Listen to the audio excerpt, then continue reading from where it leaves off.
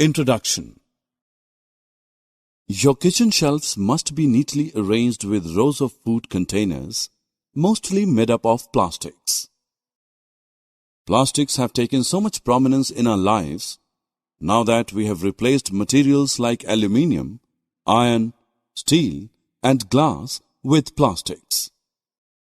So let us find out more about plastics in this lesson, where you will study about the general properties of plastics and their importance in our everyday lives. Objectives.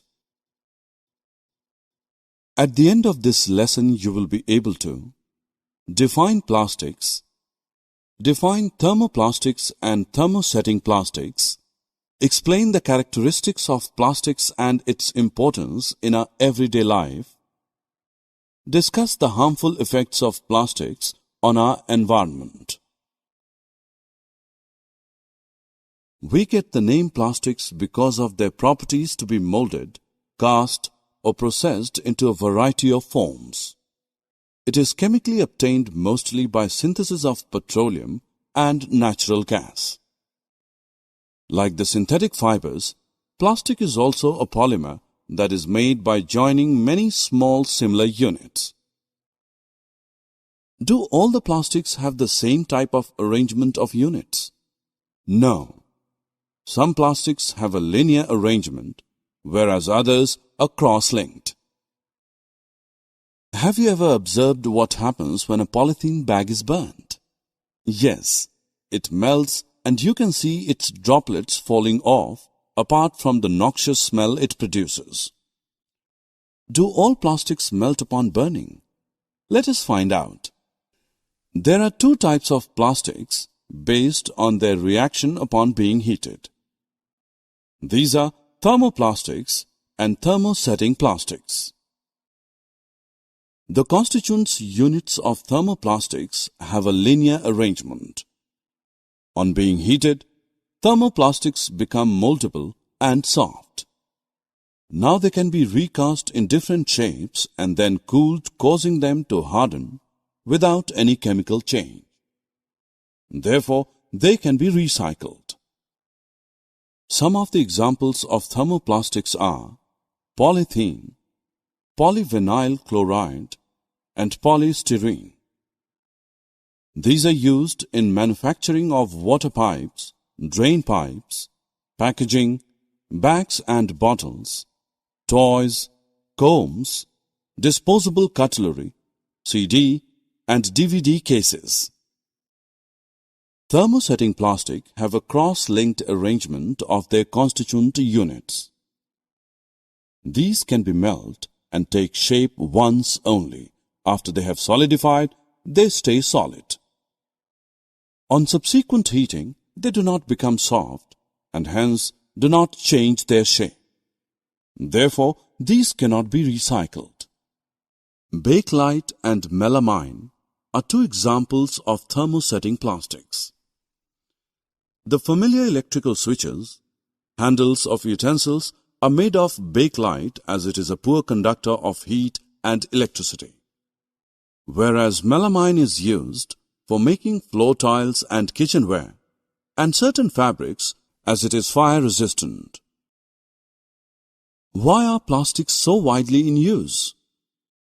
The plastic containers are mostly used for the storage of food grains, pickles, salt and spices, since these are relatively non-reactive and impermeable to moisture.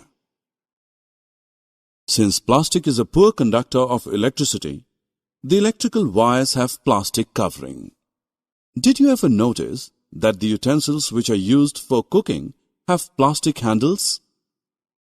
Plastics being poor conductor of heat, we can therefore easily hold the handle of a hot utensil.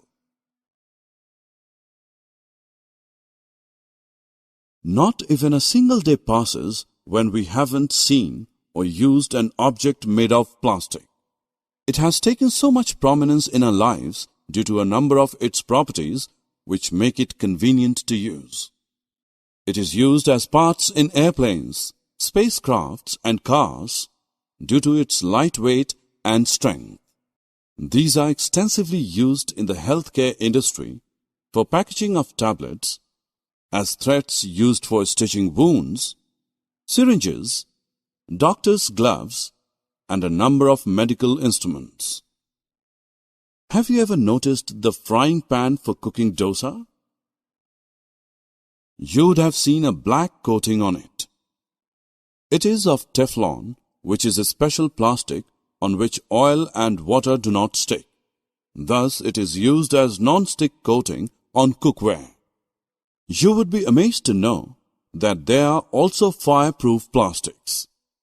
Yes, the uniforms of firemen have coating of melamine plastic to make them flame resistant. Can we imagine a life without plastic? No, we surely cannot, because it is an alternate resource in the times of our dwindling natural resources. But what price have we paid for it? We know that plastic, being a synthetically derived substance, is non-biodegradable, since the enzymes required for its decomposition are absent in the decomposers such as various bacteria and fungi. Thus, heaps of plastics are collected and dumped in landfills. They will stay there for several hundred years, releasing toxic chemicals into the soil and nearby water resources.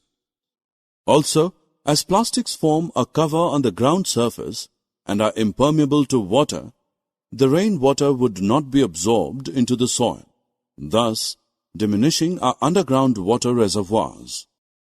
You must have seen cows struggling to take out food from the plastic bags thrown near the garbage heaps. They end up eating the plastic bags as well. It can choke their respiratory tract or form a lining in their stomachs, causing their death. On burning plastics, it releases toxic fumes into the atmosphere. Other plastic menace is the choking of drains, which leads to their overflowing and flooding during the rains. There are a number of steps that we can take as environmentally conscious citizens so as to safeguard our environment from the growing menace of plastics. We can replace plastic shopping bags with jute bags or handmade paper bags. Instead of littering everywhere, particularly on roads, we should put the plastic objects in the dustbins marked as non-biodegradable, thus segregating them from the biodegradable wastes. Sell plastic scraps to the scrap dealer for recycling. Adopt the policy of 4 R's, which is reduce, reuse, recycle, and recover. Summary. Let us summarize what we have learned. Plastics are polymers. Thermoplastics and thermosetting plastics are the two important types of plastics. Plastic is non-reactive, light, strong and durable, and a poor conductor of heat and electricity. Plastics find extensive use in the healthcare industry, building materials, and pipelines.